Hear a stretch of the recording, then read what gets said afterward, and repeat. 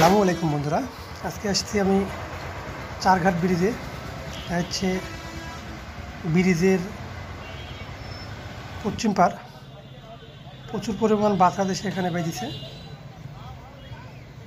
এবং এই পাশের পানি কিন্তু মনে হচ্ছে ভূমিকম্পের মতন ওঠানামা করছে। এটা হচ্ছে ব্রিজের পাশে দিকে জাল পাওয়া থাকে, এটা আপনারা অনেকে জানেন। কিন্তু একটা বিষয় হচ্ছে, আমি এখানে মাছ মারতে অনেক দেখতে অনেকদিন আসছি, কিন্তু মাছ কোনোদিন পড়তে দেখিনি। আজকে হচ্ছে শুক্রবার, আগস্ট মাসের 15 তারিখ এবং শ্রাবণ মাসের 30 তারিখ, সময় বেলা 11:30। আজকে কিন্তু নদীর পানি স্থির হয়ে আছে, বাড়েও নি কমেও নেই। আজকে পানি স্থির হওয়া আছে, তার মানে পানি কিন্তু কমার সম্ভাবনা বেশি, কারণ পানি যখন স্থির হয় তারপরে কিন্তু পানি আর বাড়ার সম্ভাবনা থাকে না। তবে বিপদের যে আশঙ্কাটা ছিল, আশঙ্কাটা কিন্তু অনেকখানি কেটে গেছে। এগুলানে কিন্তু পানি এখন আপাতত দাঁড়া আছে। আগে কিন্তু কালকে কিন্তু পানি বাড়তি ছিল,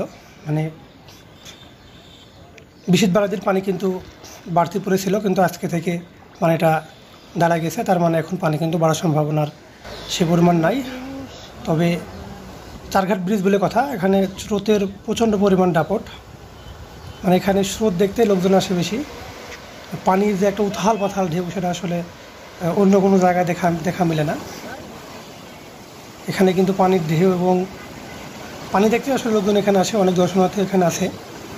তবে সমস্ত দর্শন এবার আপনাদেরকে শোনাবো ব্রিজের নিচের পানির সাউন্ডটা কেমন। দেখেন কি ভয়ঙ্কর সাউন্ড।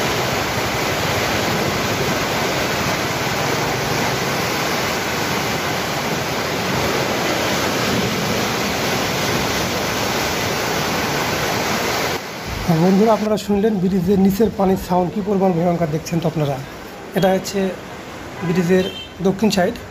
এগুলোর ভিতরে কিন্তু পানি উপরে উঠে গেছে।